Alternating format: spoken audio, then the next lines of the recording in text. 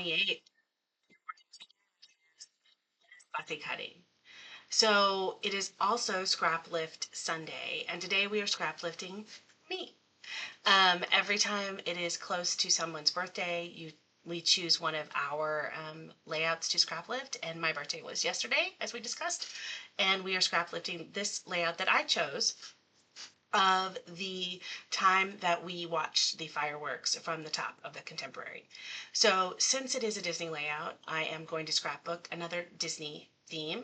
And for my fussy cutting, I just got some planner stickers. I'm going to say stickers from Etsy, from a shop. And basically, they are planner stickers that you fussy cut out to put in your planner. I'm going to be using them as scrapbooking. And in addition, I fussy cut out that square, and I'm not sure you can really count it if you fussy cut a rectangle with straight lines, but I'm going to count it. And it was from the Ear Scouts Jamboree. So if you remember from the two-page layout, I am a part of a podcast by Ear Scouts, but it started with a group on Patreon that is run by Rob Daniels, who is the Ear Scouts, the Rob of Ear Scouts.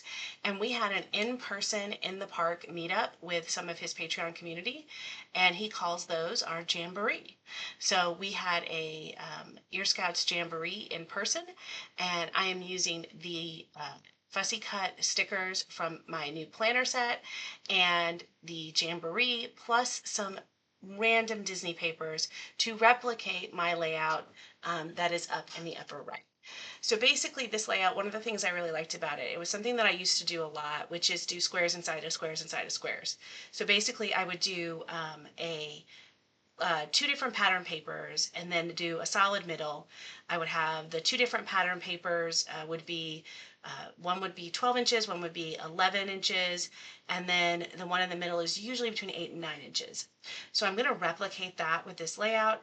I really like the way that looks. Also just having a title, having some photos, having some different shapes, but it allows it to be anchored in that middle square. So that is what I am doing.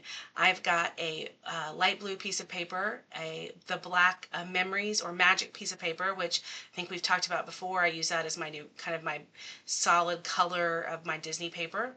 I think I did 10 and 3/4 by 10 and 3/4 just to have a little bit more of that magic showing. And then I'm going to do 8.5 by 8.5. So that is what, oh, and there it goes. After this layout, I fix it.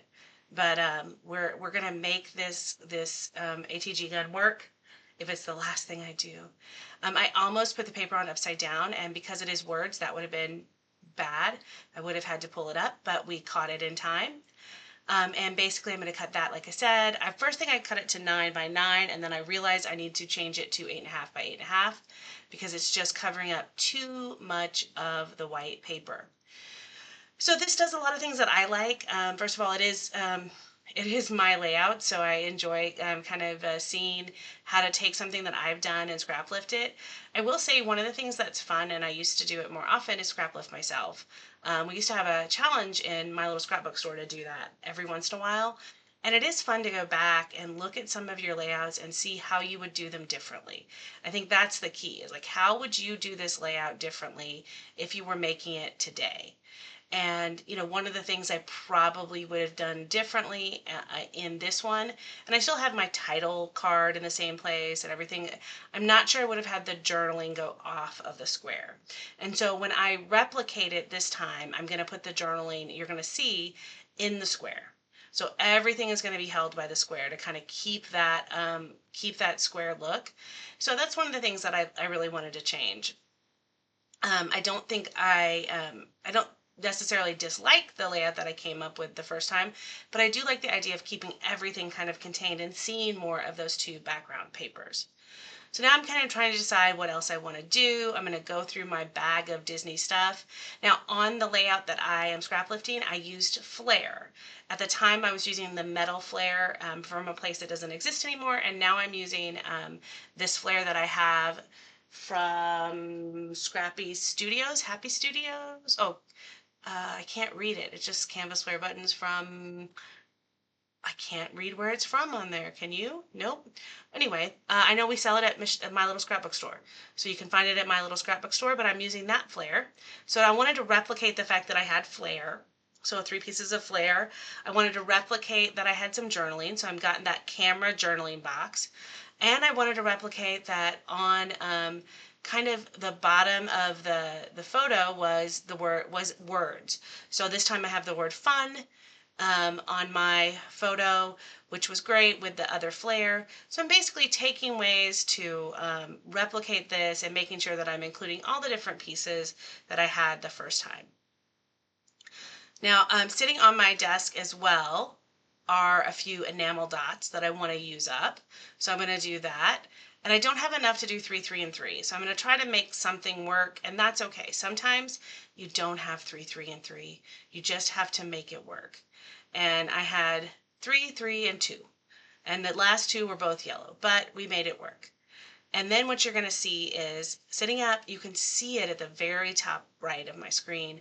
I had 2 little metal enamel dots that I somehow had saved.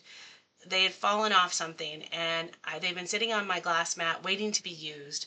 And guess what? I'm going to use them here. So I'm going to put the teal one up in the right where the 2 yellow enamel dots were, and then I'm going to put the camera just on the page. So I am just using things that I find on my desk. That's kind of the fun thing of just keeping things on your desk and waiting for an opportunity to use them up. I am really loving, I have that last little heart. That's so cute. You're going to wait for me to realize that I have those 2 enamel dots. I'm going to be so excited. And I see them and I'm like, oh, wait, I don't need that star anymore. I'll put the star somewhere else. I'm going to put those 2 enamel dots. And now I am going to journal, and that's the last thing I'm going to do with this. So I hope you've enjoyed this. I will see you tomorrow. Only 2 more days for Scraptember, and I think I can make it. Hopefully we can get them all done. I hope you have found a way to make 30 layouts this month. And if you're watching me, I hope you're at 28 and you're still going. I hope these have been inspiring to you, and know that this is a great opportunity to use some of your products. Use those things you've been storing on your glass mat. I will see you tomorrow. Bye, everyone.